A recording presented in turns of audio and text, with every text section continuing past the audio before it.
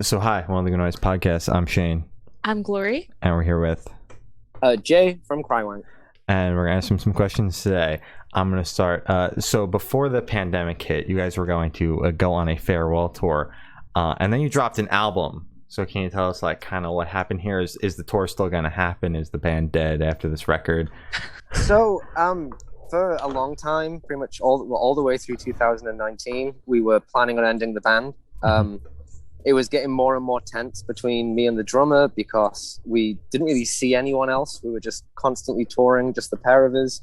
Mhm. And rather than just suddenly ending the band, we were like, well, let's try and, do a world tour. So we booked shows in New Zealand, Australia, Southeast Asia, South America, Canada. We had ones about to be announced in Europe and the UK and the US. We did about half the tour.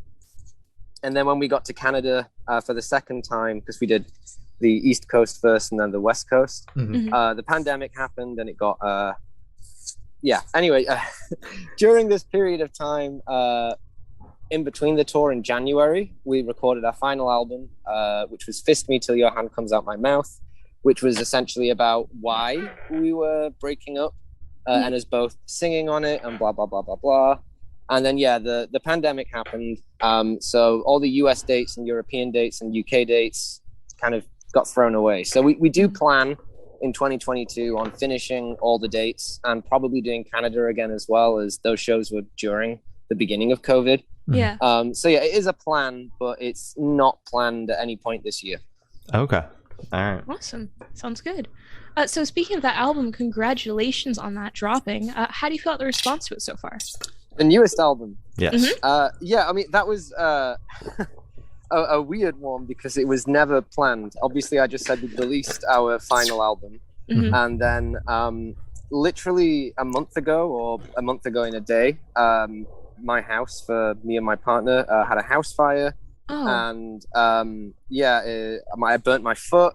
The whole place kind of went ablaze. And I was on crutches. I spent the past couple of days not on crutches, but it's just been not very good. I'm sorry. I kind of very impulsively got in touch with Dan and was like, hey, Dan, I kind of want to both A, raise some money, and B, not spend the next period of time just wallowing in losing this place and not being able to really move. So would you mind if I did an album? He said no, and then also did the artwork for it, which I'm really grateful for. I said no, he wouldn't mind, not no, he couldn't. I ended up writing the album in 3 days. I recorded it all just acoustic with me on guitar in a day. We decided we'd add instrumentation, so we did that a week later. And then a week later, it was mixed, mastered, and released. So it was a really rushed thing, which I kind of thought people wouldn't be that bothered about. And it's immediately been our most successful release so far. So that's really nice. Holy shit. Wow. All right. Well, now we're going to beat the shit out of that record. Yeah. So is there any meaning behind the album name or the cover art? The name was called Just Popping In to Say Hi, I guess, because I'd very publicly been like, the band is ending for nearly 2 years now. And then the fact that I guess this album has just suddenly come out, I don't really even know the status of the band at this moment. So I was just like, okay, well, just popping in to say hi. That's all it is. It kind of was born of circumstance. The album name is just like, I guess, what it is. It's just me saying hi. And the meaning behind the album is, I don't really know. Largely just about lost and old friendships, and also identity kind of struggles in regards to the difficulties of, I guess, fictionalizing your own existence or conceptualizing yourself, and I guess curating or existing as part of your own narrative. And I don't know, I feel like I'm being very pretentious trying to explain it, but it's largely just losing your head thinking about your own narrative is, I guess, the main idea behind it. Okay. Wow. All right. So you kind of went into it a little bit before, but if you want, you could go a bit more in depth. Can you tell us what your writing process was like for this record? You said it took like what, 3 days to write it? Yeah, so Insane. there's one song on the album called "I Am a Rock Star Who Is Very Cool and Sexy." It's a banger. Yeah, that song was written before this album, so the whole thing wasn't technically written in 3 days, but everything Okay. else was written just after the fire in my partner's dad's like spare bedroom, just on guitar. Mhm. And it just kind of developed from there. It was all very rushed. It was me editing bits and bats that I'd written on my phone over the past year and a half, and some of them were just songs that came out very quickly. Sometimes I have a bit of, I don't know, I can overanalyze songs and spend too long on them and pore over them. But I think because of the kind of rush that I put on myself to do this, everything came out very unedited. Yeah. Okay. So the process of this was, I guess, rushing and being impulsive. Fair enough. That's good. Since the entire process was like rush and impulsive, did you put any thought into like the way the track list would be, or was it just like shuffled and that's how it is? The first song is called "Hi Dan, How Are You?" Miss You. And it's just about the drummer of the band. And it kind of felt, because the previous album was about us breaking up, I kind of felt like a song that was about our relationship and feelings towards each other. And that had to be the first track because it kind of responds to the previous album. And the final track, which is about a fictional band called Ultra Bono, is kind of the more silly song on the album. And normally with every Crywank album, apart from a couple, we have like a palate cleansing silly song at the end. So that was always going to be the final track. Sounds good. And I know, as you said, this took about 3 days to make, but which track out of all of them took longest to write, and which one's your personal favorite? Ooh, I mean, I guess the song which was written before the album, the I am a rock star who is very cool and sexy, took the longest to write because it's very filled with like double meanings and metaphors, and that one probably has the most actual songwriting effort put in because I had the time to pore over that a lot more. Yeah. My favorite song on the album is probably the third track, which I did with a musician called Commuted, which is about old friendships. And I kind of feel like out of everything on that album, that's maybe the more timeless song out of them all. So I was really happy with that one. It's quite simple and nice, and I was really happy with how it came out. Okay. That's good. And how long did the Rockstar song come to, fruition? How long did that take? Ooh, I guess I wrote that over the period of about 2 months. Oh, okay. So not 3 days. That's good. No, good. not 3 days. Okay. I guess it's quite weird that one song took about 20 times longer than the entire rest of the album. So where was your headspace at while you were writing this album? I mean, I struggle to even remember. I was very freaked out by this fire, if I'm going to be honest. The reason my foot was burnt is because the fire started kind of in the walls and on the deck right outside our flat, and ended up going through the roof. But my partner, when they saw the fire, were like, "Oh, the barbecue's on fire." So I went outside with the fire extinguisher with the plan of fighting this barbecue, walked through the door closed behind me, and I quickly realized the fire was far bigger than what I expected. And I was kind of trapped on the roof until the fire department arrived, and that freaked me out a bit. So I was in a bit of a manic state, I guess, when writing this. But also, if I'm going to be honest, I had a lot of maybe chosen optimism, where I was like, nope, this is going to be a good thing, a good album. I'm going to move somewhere better. This is, and I tried my best not to wallow too much. And I guess that mindset is what created the song Crumpled Big Skin, where even though I wanted to try and have this kind of catharsis of speaking about the fire, all I could really even do is write a song where I'm kind of criticizing myself for wanting to so immediately write and capitalize off the trauma that was the fire. So, yeah, it was I was in a weird headspace, I guess. Okay. That's completely valid. Yeah. It's completely valid. So how do you recommend your listeners to check out this record for the first time? Should they listen to it in the dark with headphones on? Should they work out to it? Should they put it on at a party? What do you recommend?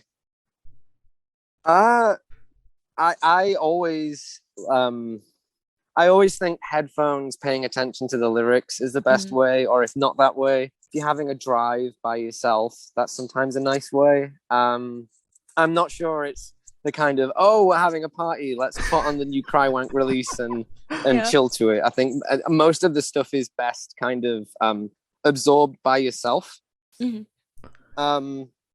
So yeah, I'd give it a listen whilst alone, and then see what works best for you after that point. All right. That's good. So this question should be super, super quick. Off the top of your head, I want you to describe this album for new listeners in 3 words, no more, no less. Impulsive, nostalgic, and self-absorbed. Okay. Perfect. Sounds good. So is there a certain feeling or emotion you want this album to invoke in your listeners? I think with a lot of my music, I try and, like I said before, it's self-absorbed, the album.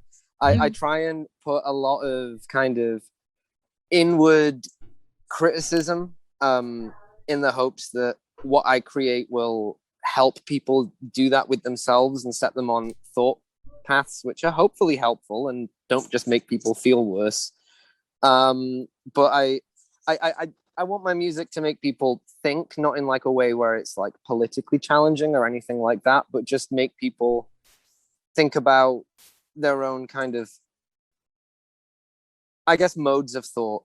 I sing a lot about the way I think, rather than like even like specific things that happen. It's mostly how I think about things that happen that kind of becomes the lyrics. And also I get so lost in the identity of Crywank and the identity of being a musician that I think I also very often try and specifically write for other songwriters.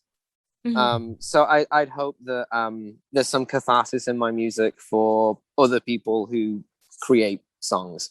Okay. I like That's that. good. So what band or artist influence do you think you can hear the most on this album?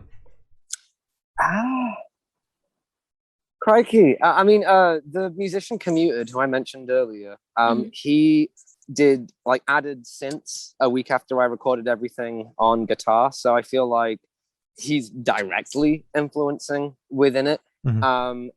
I guess some like early Casio tone for the Painfully Alone is kind of in there. I'm trying to think. I mean, I never feel capable enough of the music as a musician to be like, oh, I want this to sound like that musician, or oh, I want this to sound like that genre. I normally just prat around on guitar until I've got like 3 or 4 different sounds, and then I'm like, well, I'll see how I can build on this. And whatever genre it falls into is never really a choice. It just kind of feels natural. I struggle to even list off who influenced it. And I guess if I am talking about who influenced it, it's either me just talking about who I listen to a lot, which is, I guess, musicians like Jordan Mason, or I'm talking about what I think it sounds like retrospectively, where I'm listening back to it and I was like, oh, that kind of reminds me of that. That's, Okay. Makes sense. Valid. So what is your favorite memory that you made while creating this record?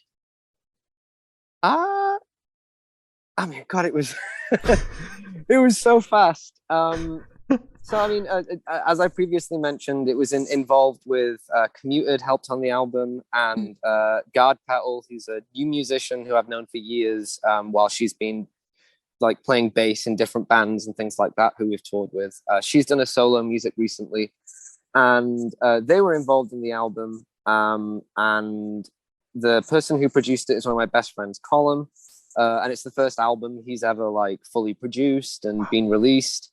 And then there was other people involved. The trumpet on the last 2 tracks is done by Molly, who is one of my neighbors who was also displaced by the fire. And I think the thing I enjoyed the most is that because it was chosen to add instrumentation on, and friends who I've made over the past couple of years whilst I've lived in Canada have been involved in the album. It's been really nice sharing it and having other people kind of match my excitement about it. Mhm. And yeah, it's kind of, I mean, even tonight, because I'm not living in Toronto at the moment because of the fire, so I'm staying at my partner's parents. But I'm going back there tonight, and we're all meeting up for food for the first time since the album to kind of celebrate it. And Yeah. it's just been the thing that I kind of got the most out of it was just sharing it with other people. And you know, normally, I guess if you do a release and you're like, oh my god, it got this many streams in the first day, or oh my god, this is going on, very often it can just seem like you're mindlessly bragging to people. So the fact that I had like a small group who I could be like have a mutual excitement with was really nice. I agree. Yeah. So picture this: you're on tour, you're at a gas station for a rest stop. What is your snack of choice? My snack of choice? Yes. I mean, it's not really a snack. I'm a real pop fiend. I love fizzy pop, and pretty much whenever I've been on tour, I will always try and get a pop I've never heard of. I love going to new countries, seeing a pop I've never heard of, and trying that. So it will be trying a new pop. I used to love like chocolate bars and things like that, but my teeth are fucked. So I can no longer really indulge in that. I realize pop's full of sugar, but it doesn't hurt my teeth as much. So I guess that's where I get my fix from. So yeah, it would literally just be a can of pop. Okay. Which like country did you have the worst pop from? I was literally gonna ask that. What country did I have the worst pop from? Oh, the worst pop. Yeah. Oh, crikey. I mean, I love pop, so I find that even hard to answer because pretty much everywhere I go, I'm like, this is great. I love this pop. Yeah. The best pop I've ever had was in Germany. I can say that quite definitely. The worst pop. Oh God, I love pop. I can't even tell you. I'd probably be like giving it nothing to do with flavor. And it would just be like one of the Scandinavian countries because it's so expensive there that I'm just pissed off whenever I buy anything. So, but most of the pop I've had, I've been like, yo, this is sick. What a cool flavor. It's fizzy and sweet. I like most pop. Okay, fair enough. Okay, that's valid. That's valid. So where do you see the project in the next 5 years? I haven't got a clue. I mean, I've just spent the past 2 years talking about how it's breaking up. I've just farted out an album in about 3 days. It's done well. Yeah. And I really don't know. I kind of was very desperate to relinquish Crywank and be like, cool, I can move on. I can focus on making different kinds of music. I really wanted to write love songs, and I really wanted to maybe like go back to my roots and playing punk bands and things like that. And it's that kind of thing where I just impulsively write these whiny acoustic emo songs, and I feel like it doesn't even feel like a choice at this point.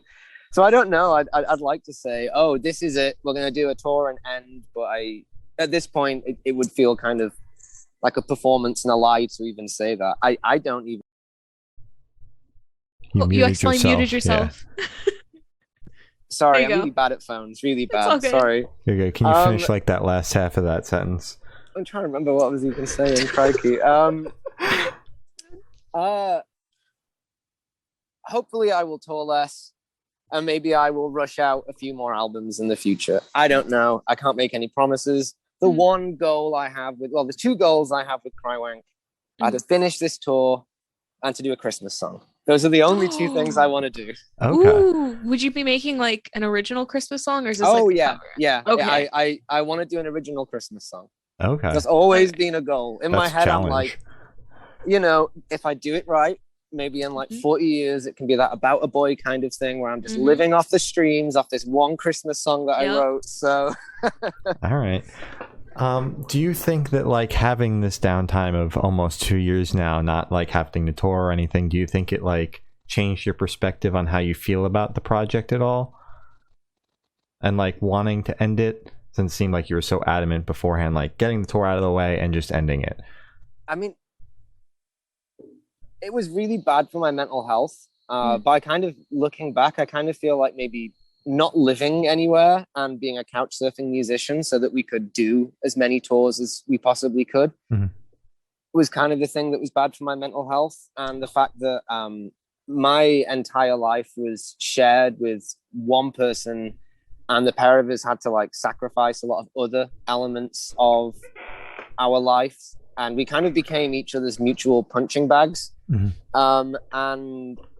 I don't know, the weirdest thing is, because of the past 2 years, like I miss Dan so much. Like he was kind of the other half of the band, and he misses me now. And it's actually, even though we haven't seen each other, we've been talking a lot, and it's been really kind of healing for our friendship. And I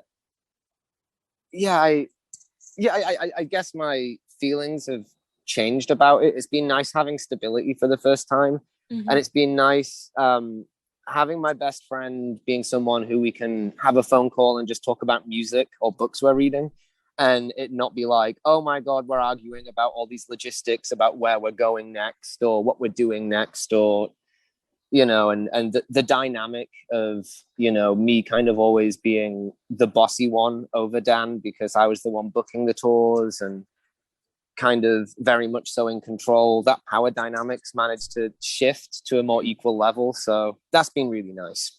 Okay, fair enough. Good. So I feel better about everything right now, to be honest. But considering I had a fire this month, I've actually had a pretty good month by this point. So, well, that's good to hear. So for the last couple questions, we're actually going to shift away from music and go straight to death row. Boom. So if you're on death row, go straight to what? Go Death straight to row. death row. You're on death row now. The record label? No. No, Like you're gonna die. Yeah. Okay. So if you could have one last meal with a drink, what would it be? You fucked me up by asking it in the middle. I'm like a robot with that question. Last meal with a drink. What is it? Could it be just a meal of drinks? Sure. Yeah, I would just want like 50 shot glasses of different pops around the world, and I'm really kind of, I love to rate things and rank things and make lists, and I'm obsessed with just doing that. I just want 50 shot glasses of pop, a knowledge of what that pop is, where it's from, so I can rate each one out of 10 and then put it in a list. And then you can be sent off. Yeah, then I'm dead. That's the final thing happy. I do. Okay. Yeah, I'm All done. right. Perfect. I'm like, even if I did a lot of things wrong to get on death row, I left people with this definitive list of the best to worst pops. So that would make me feel pretty accomplished. There you go. Exactly. So if you could live in one fictional world for a week, where would you live? Oh my God. One fictional world for a week. Oh, Christ. I'm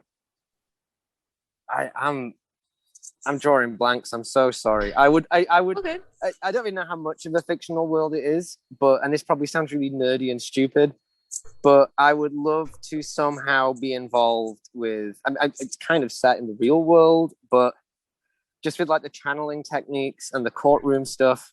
If I could just be on trial in like the Phoenix Wright courtroom, I would really buzz off that. All right. So I've asked the last question, and every single person we've spoken to have said that it is the most important question. Okay. What's your favorite color? Oh, purple. Specific shade of purple? All purple. Okay, fair enough. I guess I'm not fussy with purple. I just go for purple every time. Fair enough. So as I said, that is all the questions we have today. Is there anything that you would like to plug? I would encourage people to listen to Guard Petal's new release that will be out this week. Guard Petal features on the song Cool Knife Bro on the new album. I would encourage people to check out the musician Commuted, who also features on the album. And even though they don't feature on anything, my favorite musician in the world right now is a really underrated musician called the Last Whole Earth Catalog.